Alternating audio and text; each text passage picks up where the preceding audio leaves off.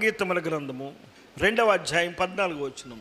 బండసందులలో ఎగురు నా పావురమా, బండసందులలో ఎగురు నా పావురమా, పేటు బీటలను ఆశ్రయించు నా పావురమా, పేటు బీటలను ఆశ్రయించు నా పావురమా, నీ స్వరము మధురము, నీ స్వరము మధురము, నీ ముఖము మనోహరము, నీ ముఖము మనోహరము, నీ ముఖము నాకు కనబడనిమ్ము, నీ ముఖమును నాకు కనబడనిమ్ము, నీ స్వరము నాకు వినబడనిమ్ము, నీ స్వరము నాకు వినబడనిమ్ము. మా పరమ తండ్రి, కొద్ది నిమిషాలు నీ వాక్య ధ్యానం చేయబోతుండగా మా హృదయ ద్వారములను తెరవండి, మా ఆత్మీయ నేత్రములను తెరవండి, వినగలిగిన చెవియు గ్రహింపగలిగిన హృదయమును దయచేయండి. యేసు ప్రభు దివ్యనామమును స్తుతించి వేడుకొనుచున్నాము తండ్రి, ఆమేన్. జ్ఞాని అయిన సొలొమోను అద్భుతమైన సామెతలు రచించాడు. అలాగే ప్రపంచంలో సమస్తము కూడా వ్యర్థం అని అర్థం లేదు అని చెప్పేసి అని ఎక్లాస్టిక్స్ అనగా ప్రసంగి గ్రంథంలో వ్రాశాడు. కానీ పరమగీతాలకు వచ్చేటప్పటికి తన యొక్క ప్రేయసి అయిన షూలమితిని జ్ఞాపకం చేసుకుంటూ ఈ యొక్క కీర్తన రచించారని చరిత్ర చెబుతుంది. కింగ్ సోలమన్ చాలా అందగాడు. దేవుడు ఆయనకి యెదిద్యా అని పేరు పెట్టాడు. దావీదు రాజు ఆయనకి సోలమన్ అని పేరు పెట్టాడు. యెదిద్యా అంటే నాకు ప్రియమైన వాడు, సోల్మన్ అంటే దేవునికి ఇష్టుడు అని అర్థం. ఎనీవే, ఆయన ఏం కష్టపడకుండా సింహాసనం వచ్చింది. 17.5 సంవత్సరాల పాటు అరణ్యంలో ఉండి సౌలుకు భయపడి మొత్తం మీద తన శత్రువులందరూ లయమైపోయిన తర్వాత దేవుని చిత్త ప్రకారం నాతాను ప్రవక్త చెప్పిన ప్రకారం దావీదు సింహాసనాధీష్ఠుడయ్యాడు. ఆ తదుపరి దావీదు సింహాసనంలో స్థిరపడిన తర్వాత ఆయనకి సంతానం పుట్టారు. బత్షెబాకు పుట్టిన కుమారుడే, మొదటి కుమారుడు చనిపోయాడు, రెండవ కుమారుడే సోలమన్. ఈ సోలమన్ విస్తారమైన సామ్రాజ్యాన్ని సంపాదించి ఇచ్చాడు తండ్రి. దేవుని బలిపీఠం కట్టి అడుగుతాడు, నాయన నీకేం కావాలో కోరుకో అని దేవుడు అడిగితే, నాయన నా తండ్రి సువిశాలమైన సామ్రాజ్యాన్ని ఇచ్చారు, ఆయన చక్రవర్తి, ఈ ప్రజలను ఏలడానికి నాకు జ్ఞానము చాలదు, దయచేసి నాకు జ్ఞానము దయచేయి అంటాడు. అరే అందరూ వెండి బంగారాలు అడుగుతారు, భోగభాగ్యాలు అడుగుతారు, రాణుల్ని రమణులను అడుగుతారు, నువ్వు జ్ఞానం అడిగావు కనుక అవన్నీ నీకే ఇస్తున్నాను అన్నాడు. దేవుని యొక్క ఆశీర్వాదము అద్భుతమైంది. యెహోవా ఒక వ్యక్తిని ఆశీర్వదించిన యెడల అది ఎన్నటెన్నటికీ శాశ్వతంగా ఉండదు. అయితే అతడు పరిపాలన సౌలభ్యం కొరకు ఆ రాజ్యాన్ని చూడటానికి వెళుతున్న సమయంలో ఒక నల్లటి పిల్ల గొర్రెలు మేపుకుంటుందంట, మందల్ని మేపుకుంటుంది. ఆ పిల్లని చూచి చాలా బాగుంది అమ్మాయి అని, అరే అమ్మాయిని ఇటు పట్టరేంట్రా అన్నాడు. రాజు తెలిస్తే కొండ మీద కోతైనా వస్తుంది, అమ్మ రాజుగారు రమ్మంటున్నారు రా అని చెప్పేసి అన్నారు. అమ్మాయిని సిద్ధపరిచిన తర్వాత రాజుగారి దగ్గరికి తీసుకొచ్చారు. ఆయన ఆమెను పరిణయం ఆడాడు అని చరిత్ర చెప్తుంది. ఆ అమ్మాయి చాలా నల్లగా ఉంటుంది, కానీ ఎంతమందో ఆయనకు 1000 మంది భార్యలు ఉన్నారట. అయినప్పటికీ ఈమెనే ఆ రాజుగారు పిలుస్తూ ఉంటాడట. పిలిచి, రాజుగారు పిలవకుండా ఎవరు వెళ్ళడానికి వీల్లేదని ఎస్తేరు గ్రంథంలో మనం చదివాం కదా.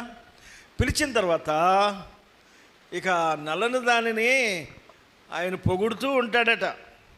2వ అధ్యాయం 11వ వచనంలో, నా ప్రియురాలా సుందరవతి లెమ్ము రమ్ము అంటాడు. యు ఆర్ మై బిలవెడ్ అంటాడు. దైవజనులు ఏజే మ్యాథ్యూస్ గారు, అలాగే పాస్టర్ పేరు పరంజ్యోతి గారు, బైబిల్ మిషన్ ఇజ్రాయెల్ గారు ఈ పరమగీతాల గురించి చాలా చక్కగా వివరిస్తూ ఉండేవాళ్ళు. చూడటానికి చాలా బాగుండేది. ఇక్కడ షూలమితి సంఘానికి సాదృశ్యం, సొలొమోను రాజు ప్రభుకి సాదృశ్యం.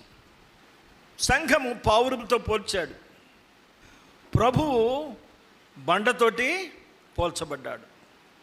సొలొమోను అంటాడు, బండ సందులలో ఎగురు నా పావురమా. చాలా అద్భుతంగా మాట్లాడుతున్నాడు. ఈ 2వ అధ్యాయం 13వ వచనం ఆఖరి భాగంలో అంటాడు, నా ప్రియులారా సుందరవతి లెమ్ము రమ్ము. బండ సందులలో ఎగురు నా పావురమా, బీటలను ఆశ్రయించు నా పావురమా, నీ స్వరము మధురము, నీ ముఖము మనోహరము, నీ ముఖము నాకు కనబడనిమ్ము, నీ స్వరము నాకు వినబడనిమ్ము. పావురం అంటే ఏమని చెప్పాను నేను అమ్మా? సంఘము. సంఘం అంటే ఎవరు? మనమే. బండ అంటే ఏంటి? క్రీస్తు. యేసయ్య గాయాల్లో మనం ఉండాలి. ఆయన యొక్క గాయముల్లో మనం చొచ్చినట్లయితే, ఆయన హస్తముల్లో మనం ఉన్నట్లయితే, ఆయన నీడ కింద మనం ఉన్నట్లయితే అది ఎంత భద్రత ఉంటుందో. మత్తయి సువార్తలో మనం 3 అధ్యాయాలు చూస్తే ప్రభువైన యేసుక్రీస్తు వారు యోర్దానులో దిగి యోహాను ద్వారా బాప్తిసం పొంది పైకి వస్తుంటే ఏమొచ్చింది? ఏమని చెప్పింది? ఆకాశంలో ఒక స్వరం వినపడ్డది, ఈయన నా ప్రియ కుమారుడు, ఈయన యందు నేను ఆనందిస్తున్నాను. పావురము పరిశుద్ధాత్మకు కూడా సాదృశ్యం. విశ్వాసి పరిశుద్ధాత్మ కాపుదలలో ఉండాలి. పరిశుద్ధాత్మ అభిషేకం సంఘానికి ఉండాలి. అప్పుడు దేవుని యొక్క ప్రొటెక్షన్ చాలా బాగుంటుంది. ఇంతకీ రాజుగారు దేవుని యొక్క ప్రశంస ఏంటంటే, బండ సందులలో ఎగురు నా పావురమా, నీ స్వరము మధురం, నీ ముఖము మనోహరము. దేవుని స్తోత్రం. విశ్వాస యొక్క స్వరము ప్రభువుకి వినబడాలి. తెల్లవారుజామున లేచి నీ స్వరము నీ ప్రియుడికి వినబడాలి. కీర్తన గ్రంథం 5వ కీర్తన 3వ చరణం చదువుకుందాం. దావీదు అంటున్నాడు, ఉదయమున నా కంఠస్వరము నీకు వినబడును, ఉదయమున నా ప్రార్థన నీ సన్నిధిని సిద్ధము చేసి కాచియుందును. ఉదయాన్నే లేవగానే మనం ఏం కాసుకుంటాం అమ్మా? చాయ్. ఇంగ్లీష్లో అంటాడు, O Lord, I will await you in the early morning with my prayer. One beautiful word. దేవుడు కోరేది ఉదయాన్నే మన స్వరాన్ని వినిపింప చేయాలి దేవునికి. దేవునికి స్తోత్రం. ఇందాక 103వ కీర్తనలు చెప్పాను. జీవమా యెహోవా నీకు చేసిన మేళ్లను మరువాకు, నీవు చేసిన పాతకంబులను మానించి జాబు వేణయుండే ఉండజేయును. ఆ కారణముచే దేవ సంస్తుతి చేయవే మనసా, చావు గోతి నుండి నిన్ను లేవనెత్తి దయను కృపను, చావు గోతి నుండి నిన్ను లేవనెత్తి దయను కృపను, జీవ కిరీటముగా వేయును నీ శిరస్సు మీద, జీవ కిరీటముగా వేయును. ఆ కారణముచే దేవ సంస్తుతి చేయవే మనసా, శ్రీమంతుడగు యెహోవ సంస్తుతి చేయవే మనసా. దావీదు ఉదయాన్నే లేచి దేవుని స్తుతించేవాడు. ఆయన స్వరాన్ని దేవునికి వినిపింపజేసేవాడు. దేవుడు మన ప్రార్థన కొరకే వేచి ఉంటాడు. ముంగమూరు దేవదాసాయి గారి యొక్క సాతాను గద్దింపుల పుస్తకంలో నేను చదివాను. ఆయనట 5 గంటలకు వచ్చి కూర్చుంటాడట. వాళ్ళ సహవాసానికి వెళ్తే ఒక చైర్ ఖాళీగా ఉంటుంది. మీటింగ్ అయిన తర్వాత బిషప్ని అడిగాను, ఏమయ్యా ఆ చైర్లు ఎవరు కూర్చోలేదు, పెద్దయ్య గారు కూడా పక్కనే కూర్చున్నాడంటే, అది దేవదాసాయి గారు మాకు నేర్పింది ఏంటంటే, మనం 10 గంటలకు ఆరాధన అంటే ఆయన 9:30కే వచ్చి కూర్చుంటారంటే. ఎవరు? దేవదాసాయి గారు కాదు, పరిశుద్ధాత్మ దేవుడు, దేవుడు అనమాట అండి. అందుకని ఆయనకి ప్రత్యేకమైన చైర్ అండి అది. వండర్ఫుల్. వాళ్ళు ఆలోచించాలి, గొప్పది. అవును, వాక్యానుసారం అది. ఎక్కడ 2-3 నా నామమున కూడి ఉన్నారో అక్కడ నేను ఉంటాను. కీర్తనకారుడైన దావీదు 63వ కీర్తన 1వ చరణంలో దావీదు అంటున్నాడు, దేవా నా దేవుడవు నీవే, వేకువనే నేను వెదకుదును. వెదకుదును. నీ బలమును నీ బలమును నీ ప్రభావమును నీ ప్రభావమును చూడవలెనని పరిశుద్ధాలయమందు నేనెంతో ఆశతో నీ తట్టు కనిపెట్టి ఉన్నాను. నీ స్వరము ఉదయాన్నే దేవునికి వినబడాలి. నీ ముఖము దేవునికి ఉదయాన్నే కనబడాలి. నీవు ముఖ దర్శనం చేసుకోవాలి. అవునా? కీర్తనలు 17:15 నేనైతే నీతి గలవాడినై నీ ముఖ దర్శనము చేసేదను. నేను మేల్కొనున్నప్పుడు నీ స్వరూప దర్శనముతో నా ఆశను తీర్చుకొందును. అబ్బబ్బబ్బబ్బబ్బా! దావీదు యొక్క అభిలాష ఎప్పుడు దేవుని యొక్క ముఖం చూడాలి, దేవుని యొక్క స్వరం వినాలి. ముఖ దర్శనం చాలయా నాకు, ముఖ దర్శనం చాలయా, ముఖ దర్శనం చాలయా మాకు నీ ముఖ దర్శనం చాలయా. సమీపించని తేజస్సులో నివసించు నా దైవమా, సమీపించని తేజస్సులో నివసించు నా దైవమా, నాకు నీ ముఖ దర్శనం చాలయ్యా, మాకు నీ ముఖ దర్శనం చాలయ్యా. నీకు రక్షణ ఇచ్చి నీ కొరకై కలువరి శిలువలో చనిపోయి సమాధి చేయబడి తిరిగి లేచిన దేవదేవునికి, నీకు ఆయుష్ ఇచ్చిన దేవునికి, వస్త్రాన్ని, గృహాన్ని, ఉద్యోగమును, సౌఖ్యమును అనుగ్రహించిన దేవునికి ఉదయకాల సమయంలో లేచి ఏం చేయాలండి? దేవునికి కృతజ్ఞతాస్తుతులు చెల్లించాలి. మన స్వరం ఆయనకి వినపడాలి. ఉదయమాయే హృదయమా ప్రభు యేసుని ప్రార్థించవే, ఉదయమాయే హృదయమా ప్రభు యేసుని ప్రార్థించవే, పదిలముగా నిన్ను వదలకుండా పడక నుండి లేపెనే, పదిలముగా నిన్ను వదలకుండా పడక నుండి లేపెనే, ఉదయమా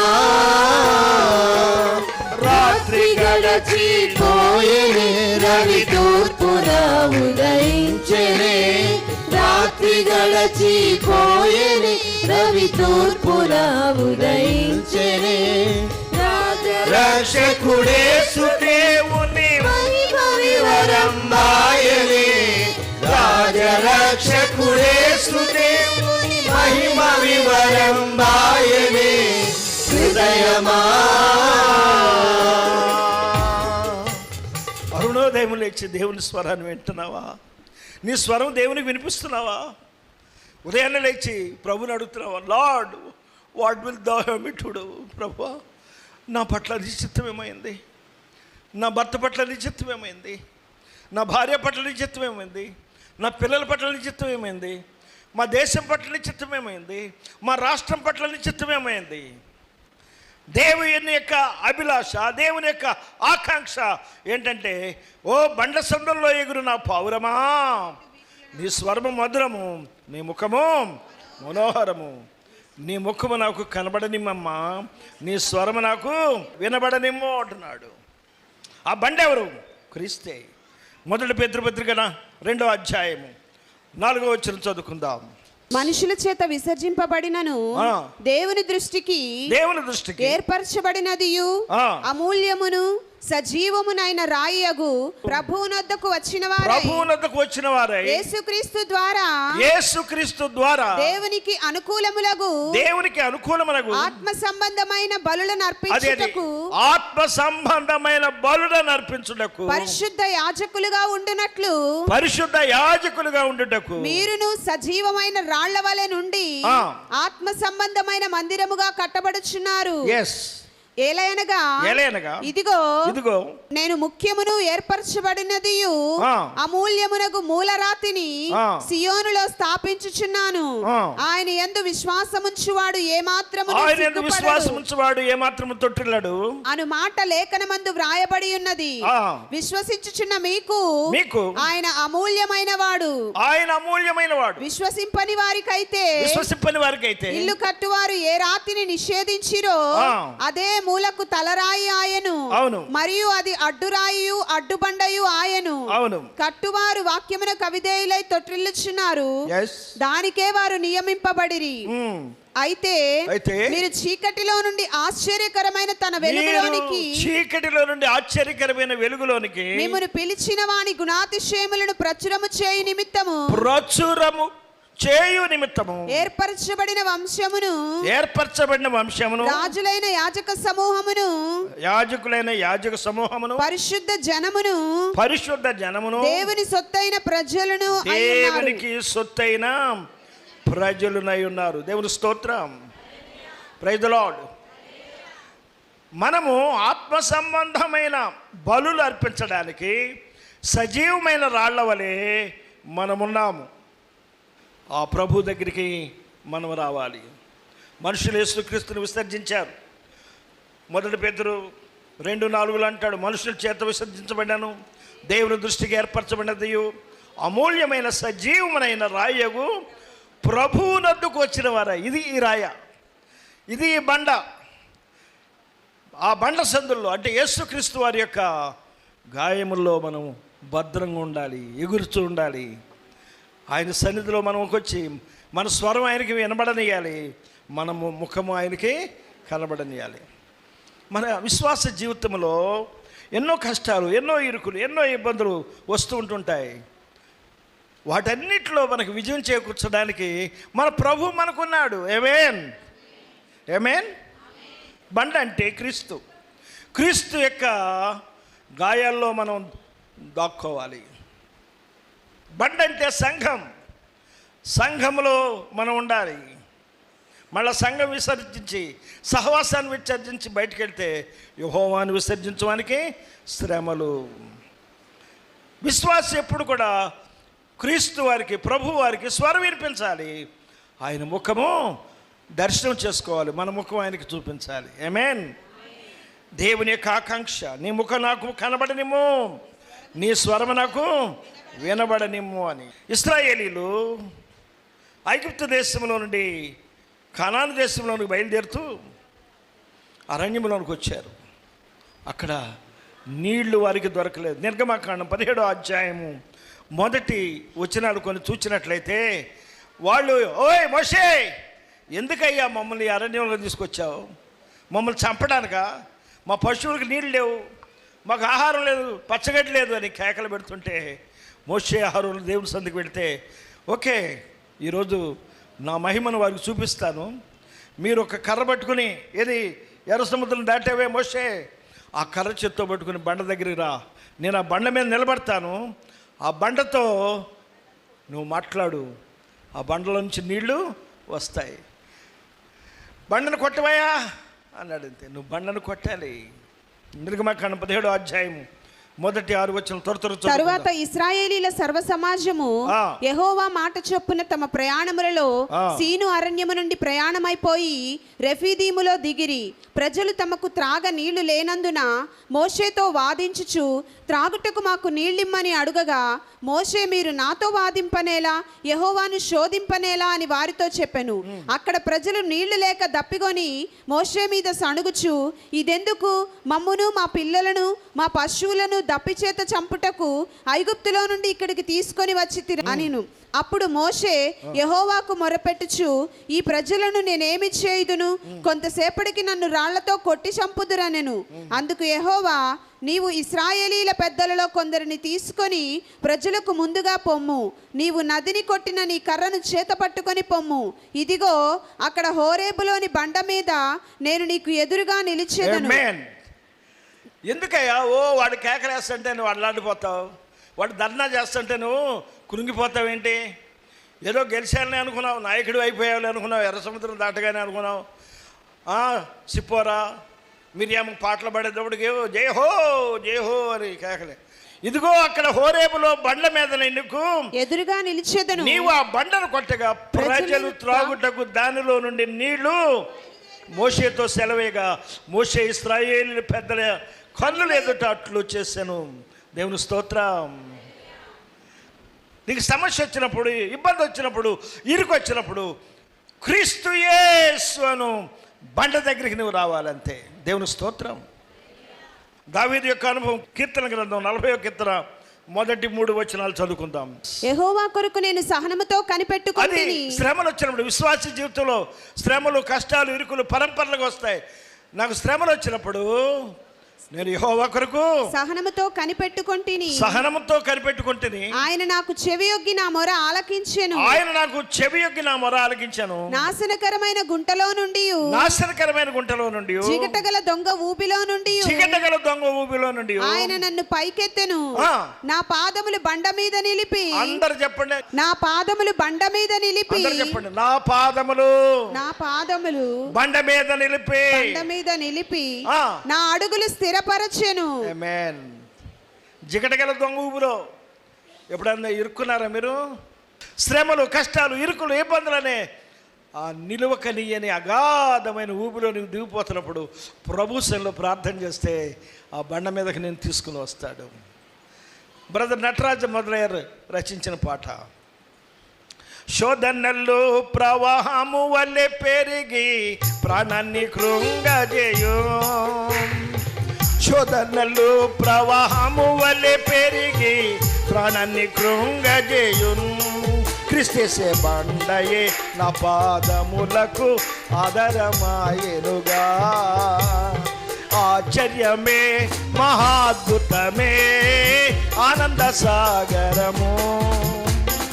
ఎవరు మారినను మారని వాడు నేడు నిరంతరము నా ప్రభువు.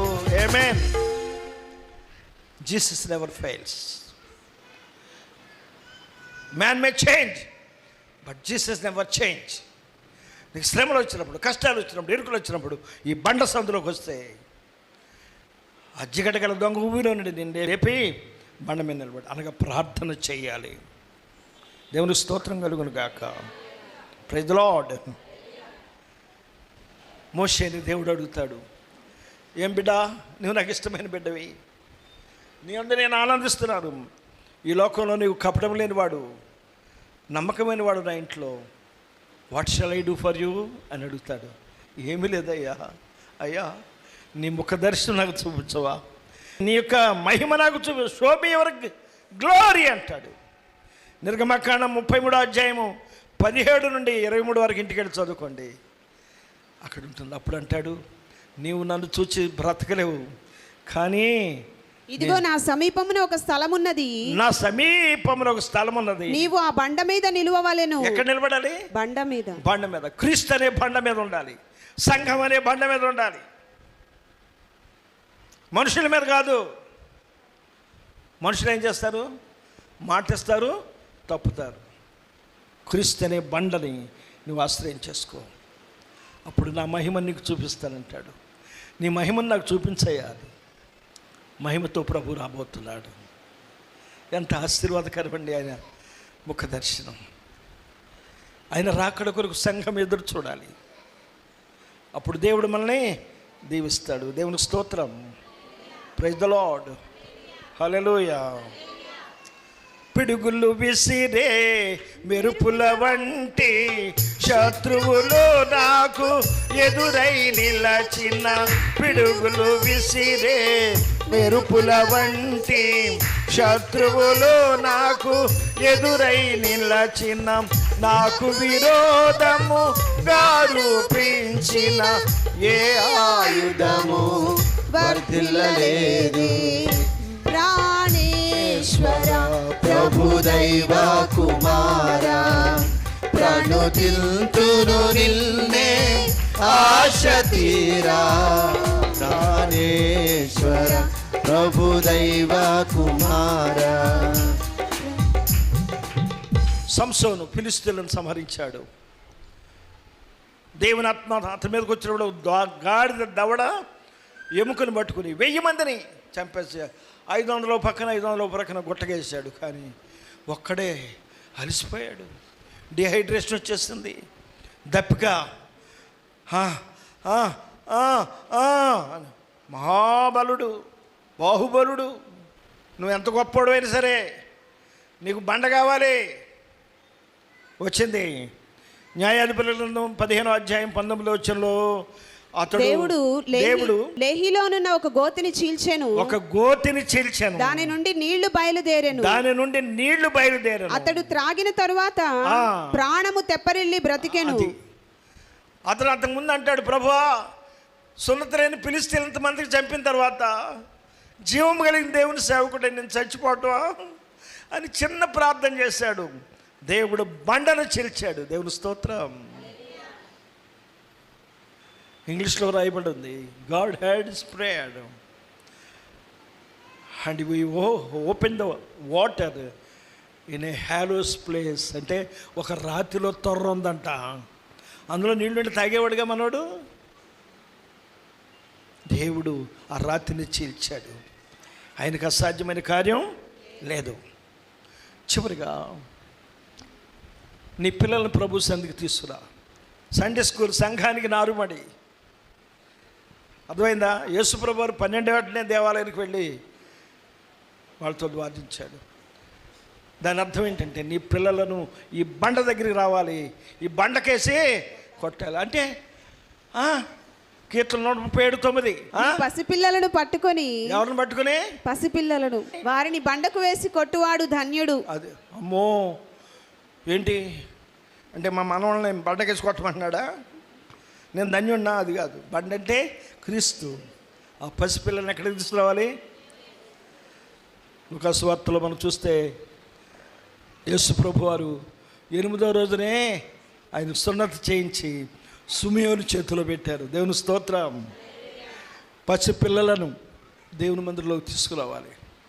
చటమనమందరము కలసి కొని ఆనందింతముగా స్తోత్రము చేయరే సోదరు మన ఆత్మలతో తండ్రిని దాత్రిని మన పరమాత్ముని వాకులు స్తోత్రములో కలి. మన తండ్రి అయిన దేవుని ప్రేమ, కుమారుడైన యేసుక్రీస్తు వారి కృప, పరిశుద్ధాత్మిక అన్యోన్య సహవాసము ఈ 2వ ఆరాధనలో పాల్గొన్న బిడ్డలకును, వాక్య పరిచయం చేసిన సేవకునికి, అస్వస్థతగా ఉన్న బిడ్డలకును తోడేండి కాపాడును గాక. అందరికి వందనాలండి.